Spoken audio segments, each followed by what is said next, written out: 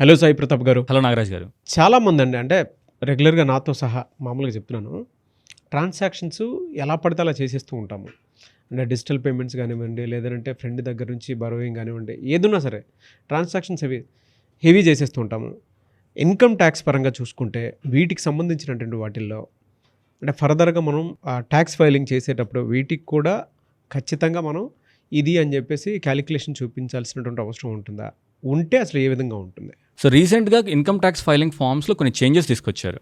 ఆ చేంజెస్ ఏంటి అంటే, మనం బ్యాంక్లో విచ్చలవిడిగా ట్రాన్సాక్షన్స్ చేస్తుంటాము. ఆ ట్రాన్సాక్షన్స్ని ఏవైతే ఇన్కమ్స్ కావో అవి కూడా డిస్క్లోజ్ చేయమని చెప్పి ఇన్కమ్ ట్యాక్స్ ఫామ్స్లో చెప్పారు. సో అవేంటి అంటే, ఈ విషయాన్ని అడ్రస్ చేయడానికే ఇన్కమ్ ట్యాక్స్ ఫైలింగ్ ఫామ్స్లో రీసెంట్గా కొన్ని అమెండ్మెంట్స్ తీసుకొచ్చారు. ఏంటి అంటే, మన బ్యాంక్లో చాలా వరకు కొన్ని ట్రాన్సాక్షన్స్ చేస్తుంటాము. అంటే ఏదో ఫ్రెండ్కి క్రెడిట్ కార్డ్ యూస్ చేసుకుంటాడు. సో ఆ క్రెడిట్ కార్డ్ రీపేమెంట్ చేయడానికి మనకు మళ్ళీ డబ్బులు ట్రాన్స్ఫర్ చేస్తాడు. సో ఈ డబ్బులు రేపొద్దున ఇన్కమ్ ట్యాక్స్ మనకు నోటీస్ వస్తే ఈ డబ్బులు ఎక్కడి నుంచి వచ్చాయని చెప్పి మనం గవర్నమెంట్ మనల్ని క్వశ్చన్ చేస్తుంది. సో అప్పుడు వచ్చి మనము మా ఫ్రెండ్ రీపే చేశాడంటే చాలా వరకు యాక్సెప్ట్ చేయరు. ఇలాంటి వాటిని అడ్రస్ చేయడానికి మనం ఇన్కమ్ ట్యాక్స్ ఫైలింగ్ చేసేటప్పుడే ఈ డీటెయిల్స్ అక్కడే మెన్షన్ చేయొచ్చు. మీదేం ట్యాక్స్ కట్టాల్సిన అవసరం లేదు. Just incomes. సో మన బ్యాంక్స్లో ఏదైతే receipts not in the nature of income అని చెప్పేసి ఒక కాలం ఉంటుంది. ఆ కాలంలో ఈ ట్రాన్సాక్షన్స్ రిలేటెడ్ ఇన్ఫర్మేషన్ మొత్తం అక్కడ మెన్షన్ చేయొచ్చు. అంతకంటే చాలా ఇంపార్టెంట్ విషయం తెలుసుకోవాల్సింది ఏంటి అంటే, మనం ఇన్కమ్ ట్యాక్స్ రిటర్న్స్ ఫైల్ చేసేటప్పుడు మనకి ఎన్ని బ్యాంక్ అకౌంట్స్ అయితే ఉన్నాయో అన్ని బ్యాంక్ అకౌంట్స్ గవర్నమెంట్కి మెన్షన్ చేయాలి. ఎందుకంటే మన బ్యాంక్ అకౌంట్స్లో మనం పాన్ కార్డు ఇస్తాం కదా. సో ఆ పాన్ కార్డు లింక్ అయి ఉంటుంది. మనకు సేవింగ్స్ బ్యాంక్లో ఎంత ఇంట్రెస్ట్ వస్తుందో ఆ ఇంట్రెస్ట్ మొత్తము గవర్నమెంట్కి ఈ బ్యాంక్స్ ఇన్ఫార్మ్ చేస్తాయి. ఓకే. అందుకోసమే మన ఇన్కమ్ ట్యాక్స్ రిటర్న్స్లో ఎన్ని బ్యాంక్ అకౌంట్స్, నాకు 10 అకౌంట్స్ ఉంటే ఆ 10 accounts income tax returns file చేసేటప్పుడు అక్కడ మెన్షన్ చేయాలి. ఓకే. ఎందుకంటే మనకు రేపు నోటీస్ వచ్చింది అనుకోండి, ఇన్కమ్ ట్యాక్స్ నోటీస్ వచ్చింది, అన్ని బ్యాంక్ అకౌంట్స్ వాళ్ళకి చూపించాలి. బ్యాంక్ అకౌంట్స్ చూపించడమే కాకుండా బ్యాంక్ ట్రాన్సాక్షన్స్ అన్నీ చెక్ చేస్తారు. ఈచ్ ట్రాన్సాక్షన్ వైజ్ ఇది ఎందుకు వచ్చింది, ఎందుకు పే చేసామని చెప్పి క్వశ్చన్ రైజ్ చేస్తారు. అలాంటివి అవాయిడ్ చేయడానికే ఇప్పుడు రీసెంట్గా వచ్చిన అమెండ్మెంట్లో, సో మనం ఇన్కమ్ ట్యాక్స్ ఫైల్ చేసేటప్పుడే సో ఈ అమౌంట్ ఇది ఇన్కమ్ కాదు, ఎందుకు వచ్చింది, ఎక్కడి నుంచి వచ్చిందని మనం మెన్షన్ చేయాలి. ఓకే. సో ఇది చాలా మంచి ఆప్షన్. ఎందుకంటే చాలామంది అగ్రికల్చరల్ ల్యాండ్స్ సేల్ చేస్తుంటారు. రూరల్ అగ్రికల్చరల్ ల్యాండ్ అంటే విలేజెస్లో మనకు అగ్రికల్చరల్ ల్యాండ్స్ ఉంటే అవి సేల్ చేస్తే మనకు ఇన్కమ్ ట్యాక్స్ కట్టాల్సిన అవసరం లేదు. ఇప్పటి వరకు ఉన్న ఇన్కమ్ ట్యాక్స్ ఫామ్స్లో అది ఎక్కడ డిస్క్లోజ్ చేసే స్కోపే లేదు. ఇలాంటివి అడ్రస్ చేయడానికి ఇప్పుడు ఈ ఆప్షన్ ఇచ్చారు, receipts not in the nature of income. Okay. ఈ ఆప్షన్ ఒకటి ఉంది. అవును. మన బ్యాంక్లో ఒక 10 లక్షలు పడ్డాయి. ఎందుకు అంటే రూరల్ అంటే విలేజ్లో ఒక అగ్రికల్చరల్ ల్యాండ్ ఉంది, అది సేల్ చేసామని. 10 లక్షలు అనేది పెద్ద అమౌంటే కదా. అవును. ఈ పెద్ద అమౌంట్ని మనము ఇన్కమ్ ట్యాక్స్లో ఇప్పటి వరకు మెన్షన్ చేయాల్సిన స్కోప్ లేదు. కానీ ఇప్పుడు ఈ ఆప్షన్ ద్వారా మనం మెన్షన్ చేస్తే రేపు పొద్దున మనకు నోటీస్ వచ్చినా కూడా మనం ఎక్స్ప్లెయిన్ చేసుకునే స్కోప్ ఉంటుంది. ఓకే.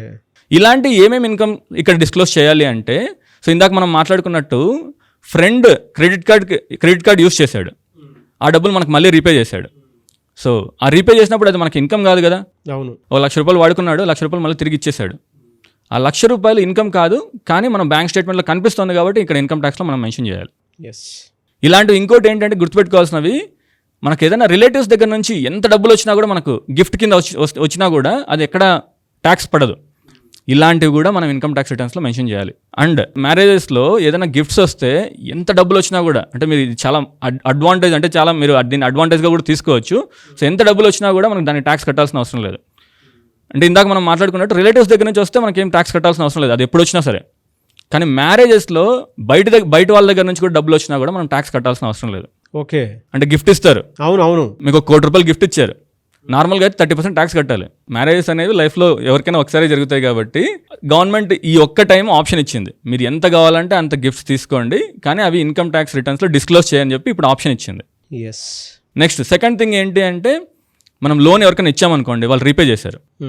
ఒక 10 లక్షలు లోన్ ఇచ్చాము, వాళ్ళు 10 లక్షలు రీపే చేశారు. ఈ 10 లక్షలు కూడా క్రెడిట్ కనబడుతుంటుంది కదా, దీని డీటెయిల్స్ కూడా ఇక్కడ మెన్షన్ చేస్తాం. ఇప్పుడు బాగా ట్రెండింగ్ టాపిక్ ఏంటి అంటే అలిమనీ. అంటే ఏదైనా డైవర్స్ తీసుకున్న తర్వాత మనకు అలిమనీ వచ్చింది అనుకోండి, ఈ అలిమనీ కాంపెన్సేషన్ కింద ట్రీట్ చేస్తారు. సో ఇదేం ఇన్కమ్ కాదు. ఈ టైప్ ఆఫ్ రిసిప్ట్స్ కూడా మనం ఇన్కమ్ ట్యాక్స్ రిటర్న్స్లో డిస్క్లోజ్ చేయాలి. ఓకే. సో మనం ఇప్పటి వరకు డిస్క్లోజ్ చేస్తే ఏమవుతుందో చూసాము, కానీ డిస్క్లోజ్ చేయకపోతే ఏమవుతుందో చూద్దాం. ఇప్పటి వరకు మనం డిస్క్లోజ్ చేయాలని మాట్లాడుకున్నాం, కానీ చెయ్యకపోతే అసలు ఏమవుతుందండి? అంటే వీటి కాన్సిక్వెన్సెస్ ఏమైనా ఉండే అవకాశం ఉంటుందా? తప్పకుండా ఉంటాయండి. సో మనకు ఫ్యూచర్లో మనం ఇన్కమ్ ట్యాక్స్ రిటర్న్స్ ఫైల్ చేసిన తర్వాత చాలా మందికి నోటీసెస్ వచ్చే ఛాన్సెస్ ఉంటాయి. నోటీసెస్ వస్తే వాళ్ళు ఫస్ట్ అడిగే క్వశ్చన్ ఏంటి అంటే, మీకు ఎన్ని బ్యాంక్ అకౌంట్స్ ఉన్నాయో అన్ని బ్యాంక్ స్టేట్మెంట్స్ తీసుకురండి అని అడుగుతారు. అంటే ఈచ్ ట్రాన్సాక్షన్ వాళ్ళు చెక్ చేసి ఈ ట్రాన్సాక్షన్ ఎందుకు వచ్చింది అని చెప్పి చెక్ చేస్తారు. అప్పుడు ఇన్కమ్ ట్యాక్స్ రిటర్న్స్ కూడా చెక్ చేస్తారు వాళ్ళు. ఇన్కమ్ ట్యాక్స్ రిటర్న్స్లో పర్టికులర్ ట్రాన్సాక్షన్ చెప్పాను కదా ఇందాక, అది ఇన్కమ్ అయినా కాకపోయినా మనం డిస్క్లోజ్ చేయాలి. సో ఇన్కమ్ కాదు కదా అని చెప్పి డిస్క్లోజ్ చేయలేదని చెప్పడానికి లేదు, ఎందుకంటే వాళ్ళు ఆప్షన్ ఇచ్చారు కాబట్టి. సో ఎందుకు డిస్క్లోజ్ చేయలేదని అడుగుతారు. ఒకవేళ మనం చెప్పే రీజన్ వ్యాలిడ్ అనుకోండి, ఓకే, వెల్ అండ్ గుడ్. కానీ అది వాళ్ళు సాటిస్ఫై అవ్వకపోతే ఇప్పుడు ఒక సెక్షన్ ఉంది 115 BBE అని. ఈ సెక్షన్ ప్రకారము 84% ట్యాక్స్ లివీ చేసే స్కోప్ ఉంది. అంటే మనం ఒక 10 లక్షలు డిస్క్లోజ్ చేయలేదు, ఇది ఇన్కమ్ కాదు, అసలు మనం డిస్క్లోజ్ చేయలేదు, ప్రాపర్ ఎక్స్ప్లెనేషన్స్ కూడా మనం ఇవ్వలేదు ఇన్కమ్ ట్యాక్స్ డిపార్ట్మెంట్కి. సో ఇన్కమ్ ట్యాక్స్ ఆఫీసర్ మనకు 84% వరకు, అంటే 10 లక్షలకి 8.4 lakhs మనం కట్టాలి గవర్నమెంట్కి అన్నెసరీగా. ఈ అన్నెసరీ పెనాల్టీస్ అవాయిడ్ చేయాలి అంటే మనం మ్యాక్సిమం అన్ని ట్రాన్సాక్షన్స్ని మనం డిస్క్లోజ్ చేస్తే బెటర్. వెరీ గుడ్ ఇన్ఫర్మేషన్ అన్న. Thank you so much Sai Pratap garu. Thank you Nagaraj గారు.